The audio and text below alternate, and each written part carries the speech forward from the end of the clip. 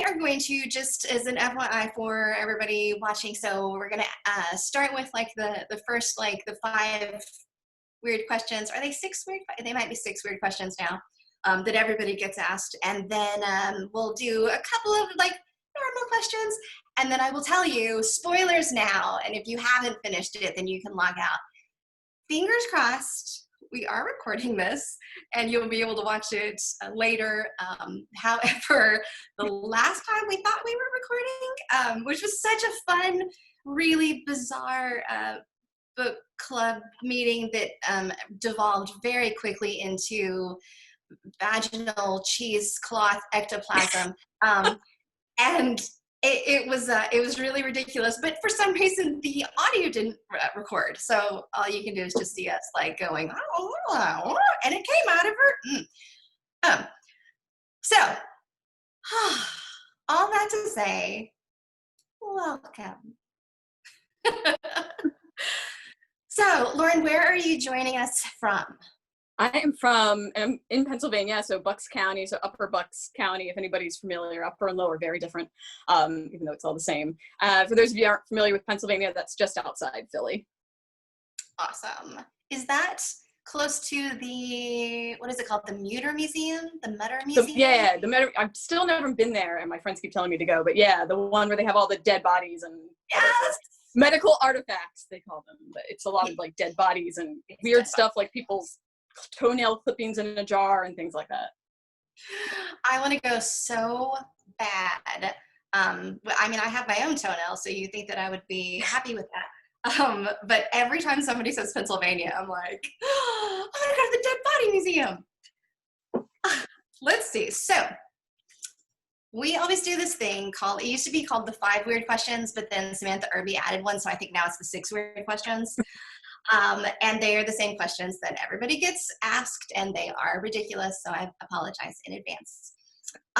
Let's see. So first is, it's 2 weeks into the zombie apocalypse. Where are you? I've thought about this a lot. I'm actually going to be at my house because I have a friend that lives nearby whose husband is a former Marine. And so he is really good with protection and defense, and they're also good at like kind of farming their own stuff. And also my house is in a really secluded area, elevated on a hill, which nobody can ever find. Even when like they have to deliver stuff here, nobody can ever find us. So we can really like do some stuff with the good defense here. And we've got a lot of rocks, giant boulders for good defense. So I'm gonna be at my house hunkering down with certain family and nearby friends. Oh, I've thought about this a lot. I love this, in particular, because I think you were the first person who actually answered with like a really good answer that wasn't just like dead is where I would be. I mean, I don't run well, you know, I'm not, well, especially right now in the pandemic, I haven't been like doing any physical activity. So if they came up to me, as long as they're the walking zombies, I could make a go of it. But I definitely wouldn't quit right away. I'd like be in there as long as I could and try to like stick it out. You have to, as long as they're the shuffling zombies and not the like the really fast ones. I'm out. Not the Dawn of the Dead remake zombies, like the classic zombies. Night of the Living Dead zombies. I'll be good. Yes. If Shaun from Shaun of the Dead can make it, so can I, is what I figure. Oh my God, I showed that to my daughter yesterday, and I was like, "This is the greatest movie of all time," and she was like, "What?" And then it got to the end of it, and she was like, "That was a really good movie." Thank you. It is the greatest movie. So good. Let's see. Okay, what is an underrated or underappreciated book that everyone should read? I would go with, because I just read the sequel to this book, so it's on top of my head, but The Last to See Me by M. Dressler, who coincidentally we have the same publisher, which is how I found out about it. But it's this book, basically, it's set in a world where ghosts exist. It's you know, acknowledged that they exist, but it's against the law to keep them. So they have things called hunters where they have to go and exterminate all the ghosts. So there's almost no ghosts left. And it's set out, not sure, I could be wrong, Seattle. It's set on the Pacific coast. the North Pacific. I'm not exactly sure where, in this old house. And this is her name's Emma Rose, and she's one of the last ghosts. And she's inhabiting this Victorian mansion that she used to be a maid in. And so it kind of goes through, it's all from her perspective, and it goes through her trying to basically stay alive in this house as this hunter's after her, while also revealing the mystery of what happened to her in the past. The sequel just came out like a couple weeks before my book, called I See You So Close. So I was like, how can people not know this book? Like, I put it in lists, I recommended it like on another blog. I'm like, her writing is so beautiful, but yet if you love your thrillers and you love a little bit of your ghost story, it's a really great new take on like a classic ghost story. That sounds really good, and I'm putting it on my list immediately. It sounds a little like, did you ever read Maureen Johnson's Shades of London series? No, I haven't read that. It's really good. It's set in London, obviously, but it's sort of about like ghost hunter exterminators, and there's a little bit of like Jack the Ripper in there. It's so good. I made the mistake of starting to read it before I realized that like the series wasn't over, which I hate. But then I was like, it's okay, it's worth it. And now they're all out, and they're so good, and they're yeah. Okay, that's going on my list. Let's see. Okay, let's see. What is your favorite word? Ooh. Oh wait, you're frozen, or I'm frozen. Okay, you were frozen. Okay, no, right? Can you still hear me? Yes. Okay. Indubitably. Good word. Don't ask me why. It was the first one that came in my head. Nobody uses it anymore. I don't even use it. But it's just really fun to say.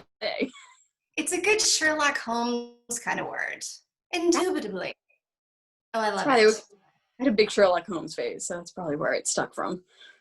Indubitably, Watson. Let's see. How do you like your eggs? Sunny side up. Excellent. Will you be my friend? Sure. Yay. What do you need from the devil? Oh, man. I'm just going to stay away from that. I read a little bit. I'm reading a lot of like folklore and history of witchcraft right now for my next book.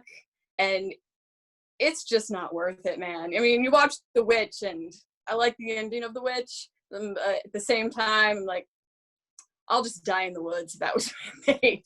I don't think it's worth the trade-off. Yeah. That was such a good movie. Oh my God, I love that movie. Did you watch, what was the one I watched recently that reminded me of it? Gollum? Was it Gollum? Don't know. It? No. It's really good. I could have the name completely wrong, but it's about this woman in this village, and she needs to create a golem to protect them. It's very good. You should look it up, because I probably gave you the wrong name. So I'll be able to find it. Okay, good.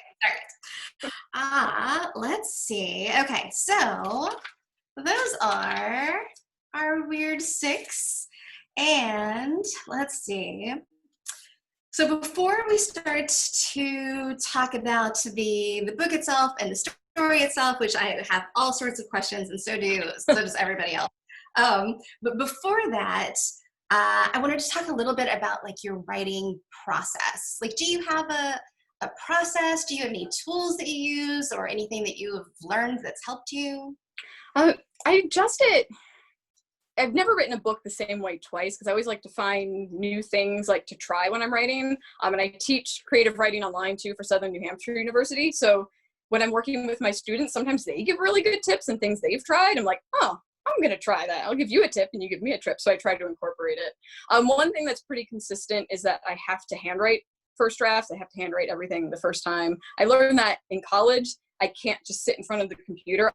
I will distract myself. Even if I disconnect from the internet, I just can't sit in front of the blank screen on electronic. So I will sit and I'll handwrite all the first drafts, and then I go back and type it.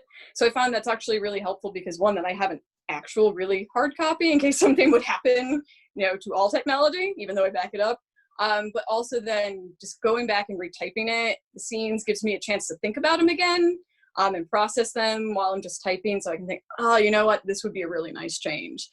So I always hand write first drafts, and then I recycle the paper later, but I still print off then the complete draft once it's done, because I'm a very visual learner and tactile learner. So I've tried Scrivener and I've tried some of the other writing programs, and they have some really cool stuff, but it just does not work for me. So I'll have my physical hard copy. I'll use the Post-it notes and the stickies and the red pen and go through it. And I will actually like physically move chunks from one part of the binder to the other as I move scenes around. And then that really helps me. So it's not until like I'm pretty much just proofreading that I will just do it. I can just do it on the computer and change words and small things. One thing I'm trying with the book I'm working on now, which like really been helpful, is I did an Excel spreadsheet, because the first draft was total trash and it made no sense, and it was like not working. So I like listed all the scenes in an Excel spreadsheet and like color coded it, and then going through it was really helpful to see, oh, I've got two scenes that are basically doing the same thing. I can combine them or cut this one, and it's really helped me streamline the process so far. So that's pretty much it. I'm a pantser, so like I will just write a first draft with like some notes, knowing where I kind of want it to go, but being open to it changing, but with no real outlining. And then when I get to a second draft, that's when I try to outline a little bit more, at least just chapter by chapter, without still doing like a full-blown outline of it. From there on, to kind of fix everything that went wrong the first time. But I really like discovering the story as I write it. I've tried to outline things like so far in advance, and it just falls apart, and I just sit there trying to perfect an outline instead of writing. So I'd say that's kind of like the common things that end up in my writing process, or have ended up in my writing process so far. I cannot even imagine handwriting it, but I would totally. And so what was, did you say pantser? Does that mean yeah, instead of a plotter? These are all three of the first three notebooks for the one I'm working on now. I'm just about to finish the fourth, because there. But yeah, pantser. So I like do it off my pants, or just like I don't plan it in advance. Like I usually like by the seat of your pants. By the seat of your pants, yeah. So I get like, I usually start writing when I know what the opening scene is going to be. I usually have an idea of what I want the midpoint climax to be. And then sometimes I have an idea of an end. Sometimes it comes to me later, but as long as I have at least like two of the big scenes in mind, I start to write kind of towards those moments and just kind of see how it develops, instead of sitting down and doing an outline. Because I know even though my brain's really linear when it comes to like developing the story, it just doesn't want to do that. Do you ever get like done and then realize, no, that's not how I want to do it at all, and then change the ending and or are you like, nope, I already know this is kind of how it's going to be? I usually change it. Like the first book I wrote, the ending didn't there was one drastic change to the ending, but most of it stayed the same. But I was like, oh, I wanted this character to die originally. And I was like, when I got to that point, I was like, nah, they can't. It's just not going to work now that I know more about the characters. And with the one I'm working on now, I figured out who needs to die. So I know, it's like I knew people had to die, and I was like, oh, should this person live or not? Like, what's going to have the best impact on the story? And then I've got to the point I was like, oh yeah, this is who's going to die, and this is how they have to die. That still might change as I work through the second draft. So I try to be pretty open, especially in like the second draft. Yeah. Do you ever like feel like, oh, I can't kill this person because I love them too much? That happened with They Did Bad Things, which I won't say. I love somebody too much, but then I had to kill that person anyway. You know what? I think we're going to talk about the same person. We'll talk about that later. Yes, yeah. So we'll skip that one for a minute. For the book I'm working on now, I'm pretty okay with everybody that's dying, which either means they're all bad guys, or I just don't. My characters aren't developed enough for me to care about them, so I need to fix that. Right now, I'm okay with it. Is the next book, is it a mystery? It is. It's a mystery, and I'm going more into like the folk horror. Not quite as dark as The Witch or Hereditary, but more leaning that direction. So we were talking beforehand, I'm Pennsylvania Dutch, and there's this whole world of Pennsylvania Dutch folklore and actually witchcraft and history that most people don't talk about when they talk about witchcraft. or they don't talk about when it comes to North American mythology. It's usually Native American mythology, or it's just, you know, Salem and Massachusetts. So it's like, I want to do like my own North American folk horror, but I'll use what I know, which is the Pennsylvania Dutch, and bring that specific type of folklore into it. So it's another like kind of multi-generational mystery, similar to They Did Bad Things. There's no flashbacks in this one, but there's like key moments that happened about, you know, 30 years ago, and it's, you know, affecting the characters in their situation that they're in now. But with a mystery at its core, but with more horror. Is it supernatural and is it not? So trying to hit the ambiguous note, which I haven't yet, but hopefully I will by the time. Is it hard to keep it all? Because like with They Did Bad Things, I sometimes had a hard time keeping track of everything. And I was like, I can't even imagine building this world in my head. This one, it's fun. This is the first one where I knew I had to come up with like a really clear ending. Like I needed to know exactly who or the people that were behind everything. I had to know why they were doing it. And I needed to know what order like deaths or you know, were going to occur in, and, you know, how those were going to happen. Because I knew if I didn't have that, I'm trying to build this classic style mystery. There's no way I could have planted clues along the way. So having that in mind as I wrote it kind of helped me get like this, I think of it as like a skeleton, like the spine of it in there. And then I went back and I added in more clues. So I realized, I can add a clue here, or I can add a clue there. I have a lot bigger problem. I'm very not spatial. Like I have a lot of trouble like reorganizing a room. I actually have to see where the furniture is. Like I have to move it myself to see how it's going to look in the room. So I had a bigger problem trying to keep track of who was on what floor in which room and how did this room relate to this room. Which my first book, it didn't matter if I screwed up because it was like a Gothic car and the house was mysterious, and it could be like, they don't know what their hallway they're in. That's because I didn't know what hall they were in and I totally forgot. But yeah, I kind of kept a list of, I do all my notes handwritten too, so I kept a list of handwritten notes. And my best friend who's a writer picked up on some stuff for me. My agent, who's a really great editor and note giver, she picked up on a few inconsistencies. And then even my editor at Arcade Crime Wise found a couple like other little things. It was like, that's right. And kind of had to flip stuff around. So it's a lot of notes and flipping back and color coding, but I didn't do it all at once. Like over the process of like the 2 years writing this book, it all came together. 2 years. Wow. Okay. All right. About that. Okay. That always makes me feel better, because I always hear the people who are like, I said it and I wrote it in 6 weeks. And I'm like, what the? Well, actually, I came up with the characters for this one back in, it was like 2011, because I was inspired to write their history in the house together, because I hate parties so much. And my best friend dragged me to this really, really terrible house party in London on Halloween. And I was in like Frankenstein at the National Theatre had come out, the one Danny Boyle directed, Benedict Cumberbatch and Johnny Lee Miller. So we were way into that at the time. So we were like in full blown costume, fake blood as Frankenstein and the creature, and broken down buses and just terrible people at this party. I came home and I was like, I hate parties and I never want to go to another party. And I want to write a story about how terrible parties are.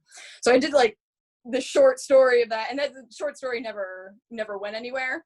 But then when I was ready to like work on my next book after Abigail Hall was finished, I was like, like I can use these characters and like put them in modern day, and that happened in the past.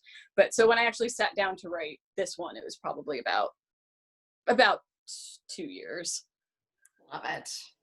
So just here there be spoilers. So if you happen to be on and you have not finished the book, I would say like maybe do a little pause, and you can come back, and eventually we will, if we get this right, we will put it up within a week or so, and you can come back to it after you've read. Okay, so first off, oh my gosh, I love Callum. Is it Callum or Callum? I don't even know how to say it. I say Callum. Okay. I had a student when I was working in the UK. His name was Callum, which is where I just stole his name from, so I thought it was really cool. I love him so much. I immediately fell in love with him. I was so sad that he was dead. As I was reading it, the whole time I kept thinking, maybe he's not dead. Maybe he's the murderer. Like, hopefully wanting him to be a psychotic murderer, which I think says a lot for how much I loved that character. And I think I'm probably not alone, because we have like a little discussion group on the side, and so many people were like, I had such a crush on him. Oh. Why? We loved him so much. So loved him, and really liked Hollis. And I was so like, he dies so fast. I'm like, no, he's the only one I like. I hate everybody else.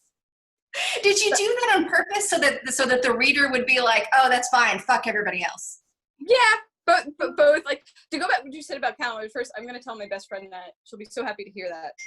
And this is a reason why it is so important to have your work read by other people. My first draft of the book, those flashbacks, Callum was barely in it. And I had done that intentionally because in my head, it was like, these people are all so self-absorbed. They don't really remember much about him. So it's like, oh, they killed him and they don't even care what jerks they are. And then she was like, yeah, but if you don't care that he's dead, why do you care if they're all back at the house? And I was like, oh, that's a good point. So I had that all, I knew about him in my head. It was like, well, I know he does this stuff. So I put that in the flashbacks, and it really did make the book so much better. And I was like, this is why sometimes you can think you're so smart and it doesn't work. So that was with him. So he was always going to die. Like, even in an early draft, actually, and this was too over the top, like, they had found, like, when they opened the door, instead of just finding the sofa and stuff, they find his corpse. Like, somebody had actually dug his corpse up and, like, the skeleton was there. And I was like, that's too much. It's, like, too heavy-handed. Like, it's weird, any ambiguity. So he was always going to die. But Hollis is the one I felt bad about killing off. But I did do that, and I always knew he was going to have to die first because he's a detective. And I wanted to, like, play with the genre a little bit. And when you read these stories, there's a detective and you think, okay, this person's safe and they're going to help you solve the mystery. And so, great, Hollis is there. I don't have to worry about Hollis. He's going to help figure all this out. And then whack. And so it kind of took away that safety net, and you're left with these other people that you don't like. And it's like, what's going to happen to them? Like, they're all bad. Hollis really could balance the whole group out. And he's gone, and you're left with kind of like the most extreme of the other four. Yeah. So I did feel bad. That's kind of why I ended up putting his daughter in there as possibly seeking vengeance there towards the end. I felt bad when he died. Well, and I loved that because when you killed him off, I immediately felt like off balance. I was like, wait, no, Perot just died. No, that's not supposed. Hang on. And so then after that, I had this uneasy feeling, which just really added to the whole, which is, I think, the reason why I couldn't put it down. Like, I tend to read 3 books at the same time, and I'll read, and then I'll be like, okay, now I'm going to read fiction, and now I'm going to read, and I'll go back, and I read the entire thing in one day because I was just like, but then what's going to happen? But who? But no, it's going to be this. No, it's going to be this. And what's kind of funny about mystery and horror is it's almost like the reader is writing the story at the same time as the author, because there's so many times that I'm like, oh, I know what's going to really happen. This is going to happen. And I'm like, I bet that's what the author is going for. And then I can see you going like, I bet you thought this was going to happen. Nope, this is going to happen. Oh, that's exactly what I'm doing. I'm reading Riley Sager's latest one, Home Before Dark, right now. And I purposely have not devoured it all in one sitting. It is so good. But I'm doing the same. That's exactly what I'm doing. Like, oh, it's going to be this. Oh, wait, no, it's going to be that. Oh, wait, it's not. Maybe it's this. And I think I have it in my head. I'm like, oh, I got 100 pages left to go here. Don't skip ahead. Right. Yeah. Okay, so if you want to not answer this question, you totally cannot answer this question. But okay, so I'm reading it, and Jen, she has the diary, and she's like, I don't want anybody to read these words because they're not going to really understand what they meant and what really happened.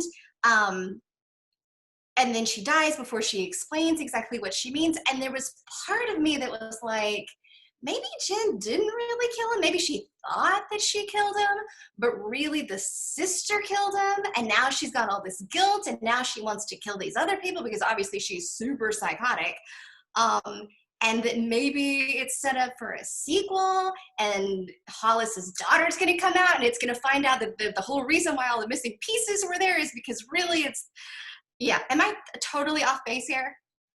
No, I was talking to somebody else. It was online. I can't remember who it was. That they thought, oh, is it? Oh, I know it now. Person I know that I write short stories with or for Brick Moon Fiction, and he had read it and he said the same thing. He thought, is Ellie really this psycho? And it's like, and is it all in her head with this? No, she is psycho, but it's not in her head. Like I wanted to avoid that kind of like, ooh, who, it was all a dream. Or I mean, I love something like, sorry, spoiler, Shutter Island. Oh, yeah. Where it turns out, yeah. I mean, it's been out for a long time. So yeah. But I love that book. And how it like, ooh, I think that works really well for that setting. It was like, no, I really want there to be consequences, and somebody really did do this to all of them. And I mean, there's no sequel planned right now, but I kind of did want to, I was up in the air a lot about including that epilogue. I was like, no, I think it needs to be in there for the closure. But then also if I want to write something about Linda and some of the other family members that were affected, and because Jen's still out there, maybe, exactly. But there needs to be a plot other than just like hunting Jen down.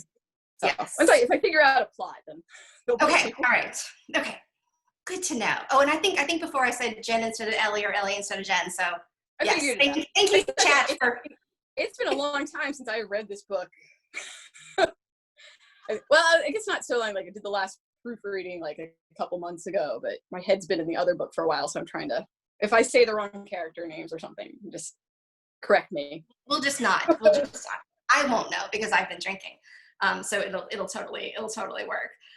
So one of the things that I saw, and this is actually starting to get to some of the questions that our lovely audience is asking, and it's a really good question. So the first time I read it, I have a very bad memory problem, like to the point where I can read a book and within 2 weeks I have no idea what that book was about anymore.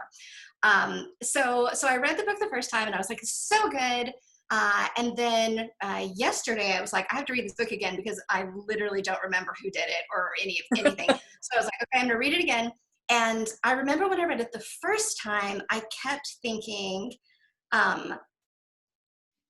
but all Lorna's flashbacks, how would Jen have known the things that Lorna knew? But then as I read it the second time, I'm like, no, everything that Lorna was thinking was something that Jen would also be thinking. And I think that's such a mark of a really good writer that I was like, I'm not sure this totally works the first time around. And the second time I was like, oh my God, that's so clever. I totally see what you did. So high five. Thank you. Yeah, that was probably the hardest part, and keeping track of who knew what and how much they knew and like when, because they all, except for Oliver, because it's just a dumbass, they all knew more than.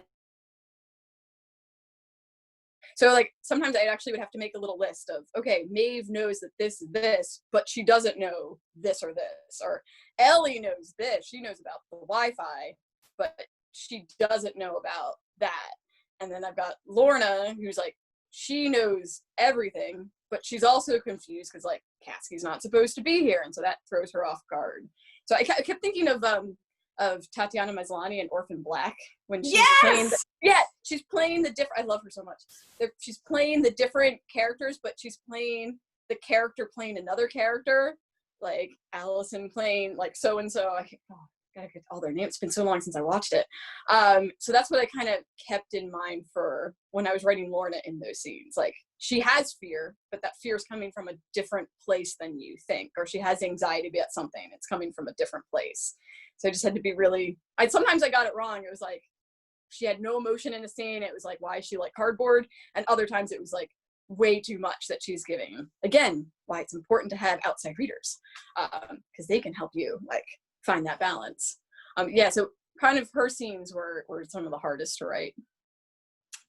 let's see. Okay, wait, I'm gonna pull up all my, so Elizabeth is picking up your questions, and then I'm presenting them. Okay, so one of the questions was about, um, we actually had a discussion about this on our Facebook group of some people saying like, well, it's unrealistic that somebody would commit murder over, maybe being expelled from college. And I was like, I understand thinking that, but at the same time, have you ever watched true crime podcasts? Because people commit murder for all sorts of ideas. But the people aside from Callum and Hollis, were those people just like all the worst people, or do you think it was just like they were presented with such a terrible thing that happened that it just fucked them up forever? Yeah, in my perspective, the way I wrote it in my head was that these people, if they had not lived in that house together, could have been totally normal people living totally normal lives. Like Ellie would still be selfish about stuff and super conceited, and May would still be really insecure, and Oliver would just still be a jerk. But it was that combination of people together, this weird chemistry, that I always felt it just really brought out the worst in people, which is something I know probably a lot of people on here have lived in dorms, or they've had roommates, like college age roommates, or they've been to those types of college parties where you're trying on like this persona sometimes, like you want to be this cool person or you want to be that in the party, and you're just really false. And it was something with these 6 people. I always think 5, it's not Callum's fault, but this particular group of people living together, just something in that chemistry brought out the worst possible thing about them. And so it caused them to do this, really cover up this really horrible thing. Ellie's a psycho, but because she still have done that, but they still all covered it up. They still all played a part in it, which is Jen's point. And then that did affect really the course of the rest of their lives. Like Hollis tries to be good and going to be a detective. Maeve, like, really just this was like really sadly the high point of her life when they listened to her about not calling the police, and it was all downhill from there, and she was already like at the bottom. So yeah, a combination of the people and having this terrible thing happen that they just couldn't cope with. Yes, excellent. Let's see, and somebody else has the same question that I already had. Do you have another book planned with Hollis's daughter and Jennifer? We would like that. I did. Just throwing it out there. I was thinking about the other night too, we never get to see really adult Lorna. Like, I know what real adult Lorna was like, and I know her life, and it really wasn't as, bad as some of the others, kind of lonely. I was like, but none of that actually gets in there. You don't realize that till later, but none of her own life gets in there. It's like, so that's something that could be. So the ideas are churning in there, but again, like I said, I don't have a plot, so I'm not like kind of important. Otherwise, I'll just be doing like fan fiction short stories of my own stuff, which is like really narcissistic. So once if I can come up with a solid plot, I will come back. Those characters are there; they're in my head. Oh my god, I love it. Let's see. How did it work to be a linear thinker who created the story in fragments and different views? Ooh. It helped that I had kind of the flashback scenes almost already written. I mentioned like that had started as a short story. The original, very first short story was just the morning that they find Callum dead and their decision to kind of leave him and have it covered up as an accidental death. And then it grew to like seeing more about their lives that led up to that. So then a couple of years later, when I went back to write this one, having that done was really nice because I could focus on the linear plot of the present day scenes and then kind of cut and paste and see how they go. But like I say, it was a lot of trial and error. I do have to write something from start to finish usually. Like I can't write out of order and put it back together. So if I hit a scene that was really bad, like I just wrote through it and then got to the end and I got to a better spot. But then that's why I really have what I call soggy first drafts. Like there's just like all this stuff weighing it down and it's gross. So it was a lot of trial and error of like, this works, this works, this works, that doesn't work anymore, but this works, and kind of like getting all the pieces in order each time. Awesome. Awesome. What is your favorite mystery book or mystery movie? Well, obviously at the top is And Then There Were None, because that's really what inspired this. And also that combined with The Mousetrap, which is the Agatha Christie play that's been running on, well, West End's closed now too, just like Broadway, but it has been running on the West End since it opened in, gosh, the 50s continuously. And so it's a similar thing. It's like these people get snowed in at a house and there's a murder. They're all strangers. They get snowed in at their house and there's a murder and they kind of have to figure it out. Which the whole point, the reason the play's been running so long is that people don't spoil it. So I can't spoil it for you. So that play and Then There Were None are up there at the top. I just really love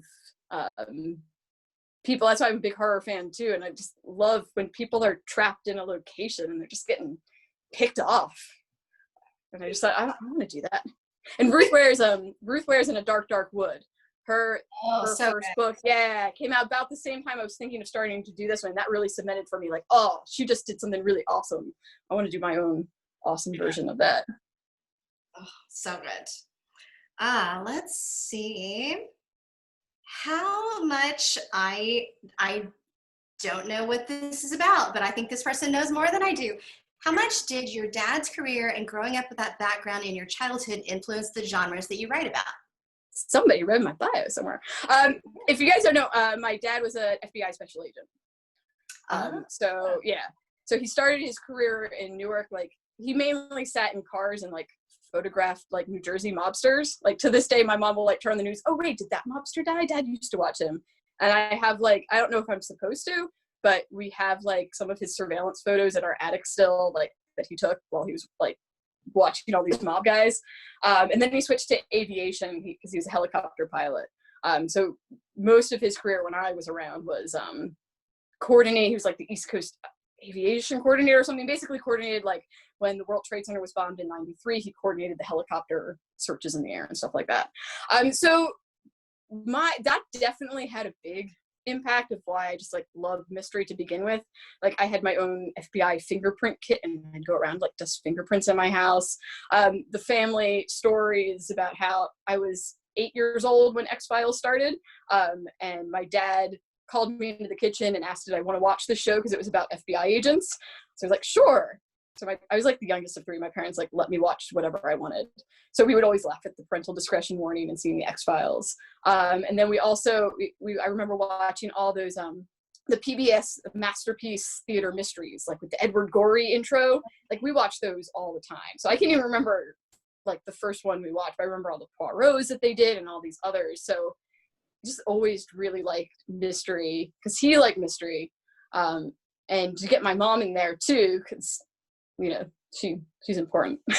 She's downstairs watching my dogs right now so that they're quiet. My mom can figure out anything. Like my mom they went to an Agatha Christie like murder mystery dinner theater thing and my mom figured it out and like won a signed Agatha Christie book like when they were dating. And my dad was really jealous of that. Like she figured out the ending of The Sixth Sense like 5 minutes into the movie when we went to see it in theaters. So part of my goal also was to write something that my mom couldn't figure out the end to.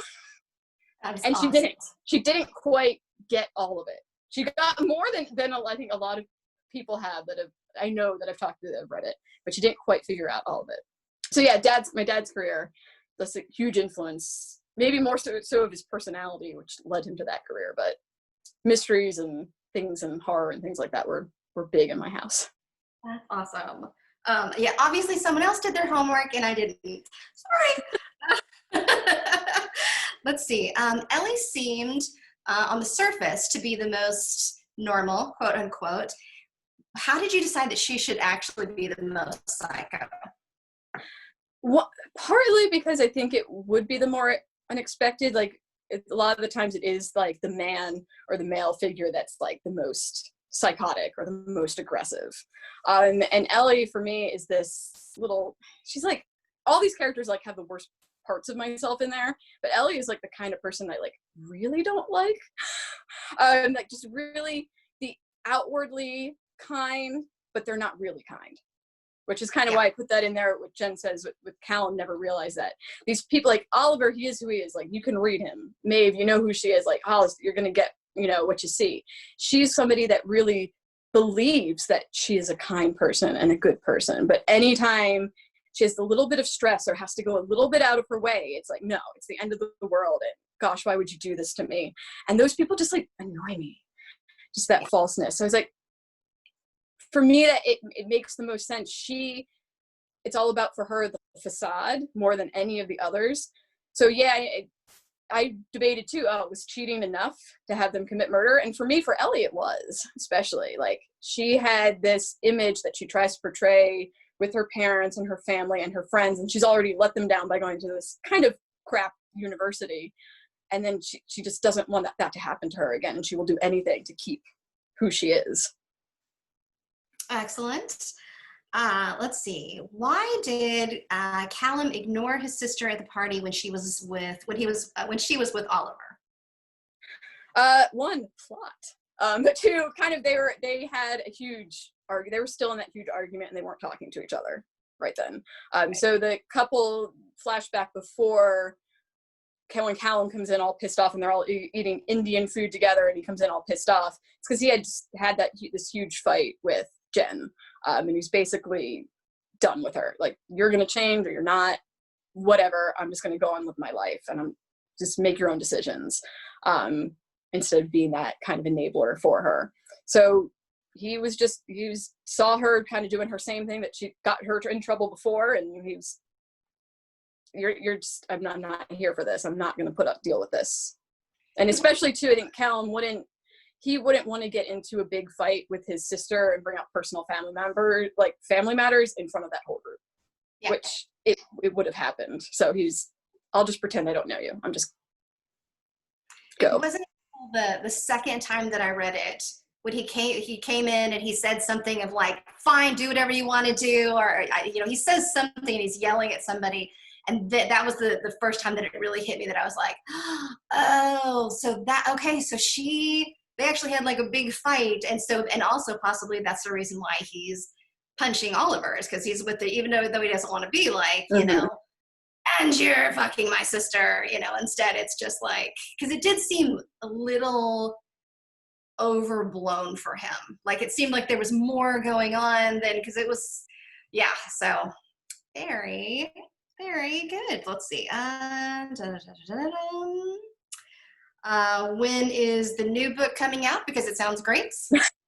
I don't know. I've got to finish it first. So I'm almost done a second draft, which I'm hoping to get done in July. We'll see how that goes. But then it needs at least one more draft before I can give it to my best friend and my other people that I trust to read it. And then once it's ready, my agent has to sell it. So this was just a one book deal that I had with They Did Bad Things. So I don't actually have a publisher for it yet. Arcade Crime Wise is the right to look at it first. So hopefully that they want it. If they don't, then my agent has to find somebody else to buy it. So that's what happens when you have the one book deal. There's no guarantee, but it helps if you just tell all your friends how much you like this book. It's actually a lot harder to, you see debuts hyped a lot because authors have no track record. So it's great. It's like, oh, you haven't sold badly because you've never sold anything before. And then if you get 2 or 3 books in, publishers will look like, oh, well, their other books didn't do so great, and maybe this won't be so great, which is exactly what happened. Another name check here of Paul Tremblay with A Head Full of Ghosts. You guys need to read Paul Tremblay if people haven't. Like, he is amazing, and it's also like a super nice person. But A Head Full of Ghosts, which was like his big breakout, is like his 3rd or 4th book, and he had posted on Twitter the story of how all these publishers weren't going to buy it. They're like, it was a great book, but your other book sales were kind of like this. And now he's one of like the top names in horror, like name checked by Stephen King and everything, and a bestseller. But go back to the question. Hopefully I'll have the draft done by next year, by 2021. And then publishing is super slow. So even if it's sold in like January 2021, it would be about a year before it'd be out. But that's good. That gives you plenty of time to work on the prequel sequel to this book. True. So that's good. Yeah, I like to finish this and work on other stuff and back and forth. Let's see. So, why did you choose specifically to set the story in the UK? Well, I had done my master's in the UK. So that's why I set my first book there. This leads to this one. First book there, Abigail Hall. It's set in the UK and post-war Britain. Because I thought, hey, I'm doing my master's over here because it was cheaper. And it's accredited the same as the US, and I didn't have to take the GRE. Reasons. And my best friend went there. So I was like, I'm going to take full advantage of living here and going to the museums and all this research I have to write it. So when I came up with the original characters, I was still living there. And like I said, it was after that really terrible house party I went to in northern London. So when the characters popped into my head, they were all British. Another part of why I decided to keep it, though, is one of the differences between the US and the UK higher education system, and especially back in the 90s, there's not a big dorm room system. Like, it's not standard for universities to have a dorm. So a lot of times incoming freshmen, or they don't say freshmen, they say first year, students come in, they have to find their own accommodation. And so a lot of them end up in these house shares with people that they don't know. And usually it does not end in murder. So I really like that idea of, you take all these 18, 19-year-olds who don't have the oversight of an RA or an oversight, of living in that dorm system where there's some checks and balances, and they're just kind of on their own and what would happen. So I think while it could still happen in the US like that, I really liked, it is more part of the culture there. And I really like the Isle of Skye, and I've been there once on like a whiskey tour, minibus tour, and it's beautiful and it's super isolated, and the hermit in me loves it. And I was like, if they're in the UK and I need a super isolated place, Scottish Highlands, Islands and Scottish Islands. Yeah, I've only gone to Europe once, and it was last year, and the Isle of Skye is where I went. And so when I was reading this, and you were like, if they take the ferry off I was like, I've been there. I love that place so much. It's magical and scary. It's wonderful. That was my dream. My dream was actually to write part of this book, like rent a cottage there, because you can rent like summer cottages and things. That did not happen. But it's still my dream to like go there and like write there for like a month in complete isolation, because I can handle that without going crazy. I think I've handled it in the pandemic, so I think that we should have a house share, and I'll go down there too, and we'll go to separate parts, and it'll be like when Mary Shelley wrote Frankenstein, and like they'd get together and they'd like sorry, my phone's ringing, and literally this phone, I don't even know what the phone number is, and no one ever answers it. I don't know why we have it. We have the same thing. It's terrifying. Yeah, I forgot what I was going to say. Oh, yeah, so we should house share, and then also maybe one of us is a murderer. Just throwing that out. I'm not going to say I haven't thought about where to bury bodies around my house, going back to the zombie thing, but I may have. I watched a lot of Investigation Discovery, and I'm really happy because our cable just got Investigation Discovery back. It was like gone from me for like 2 years, and now it's back. So I've been really happy. So I can stay in lockdown. I can stay in lockdown like another 6 months at least.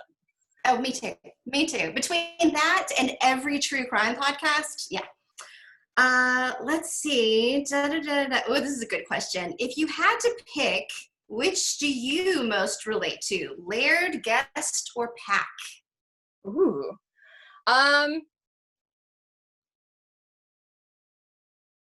To be honest, probably the Laird, the Lord. Like, I mean, I try to stay away from the pack stuff, but sometimes I don't make the best decisions for others, and I will look out for myself when it comes in the end, except for like very select people. Yeah. It's my horrible character trait. Yeah, no, same. That's exactly what I would pick. Let's see. What character was the hardest to write, and why?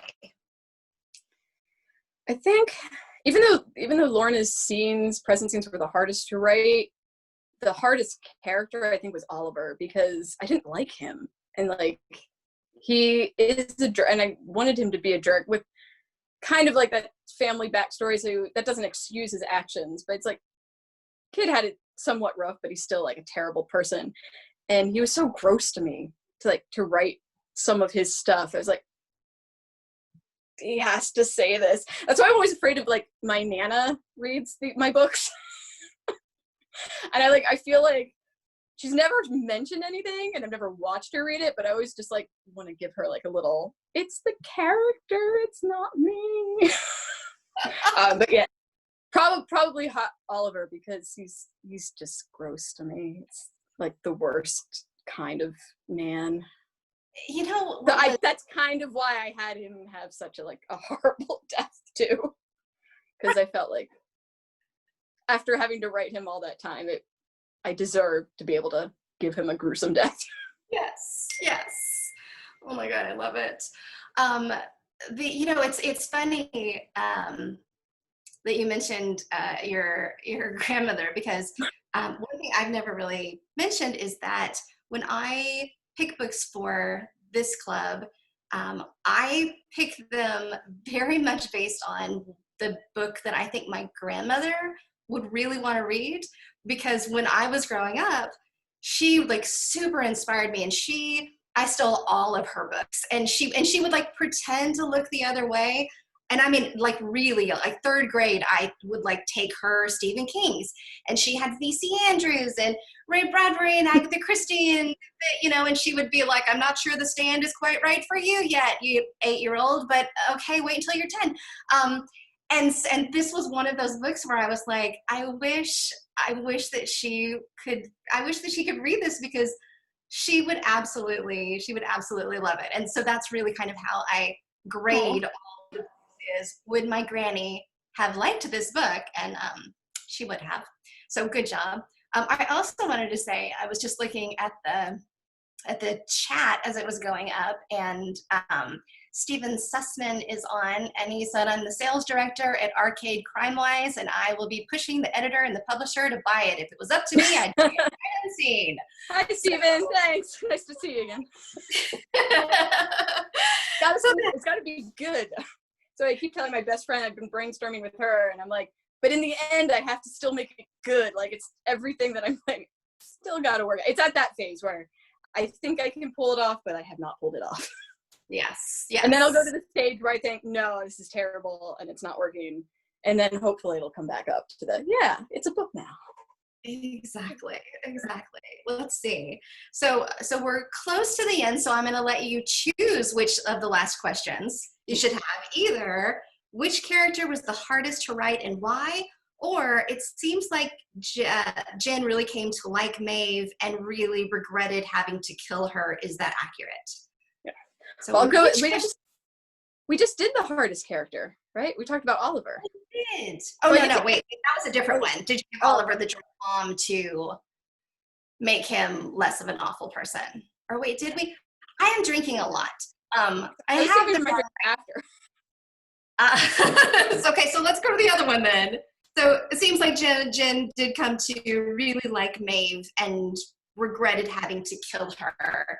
Is that accurate, or was she right from the first, I'm the final girl and I want to tell everybody? My dogs are barking. They know it's the end of time.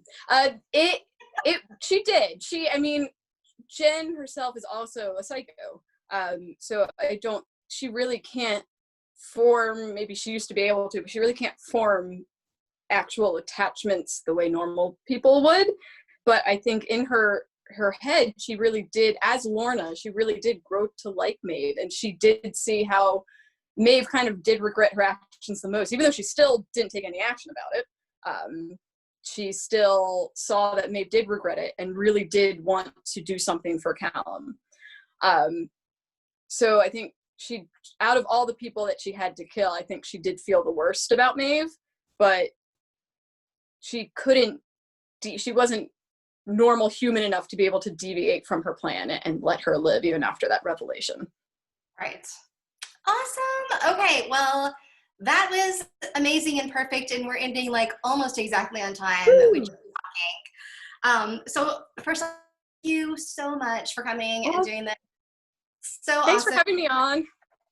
Oh my gosh, it was a lot of fun, and it's a great story, and I can't wait to read. I've got Abigail Hall on my to read list, as well as now The Last to See Me. and several others that you have recommended. So that's all great. And for everybody else, Mexican Gothic is going to be our next book. And My copy's on order. Oh, it's so good. It is Don't spoil it. very dark, but so so good. So that it won't actually, it publishes I think today, but we won't ship it until like I think after the 10th or the 10th or after the 10th. So yeah, so thank you everybody for coming and for joining us on a weird Tuesday night. Is this Tuesday? Wait, I think so, yeah. Sure. Okay. Let's call it Tuesday. Let's call it Tuesday. I love it. All right. Thank you guys. Bye everybody. Thank you. Bye.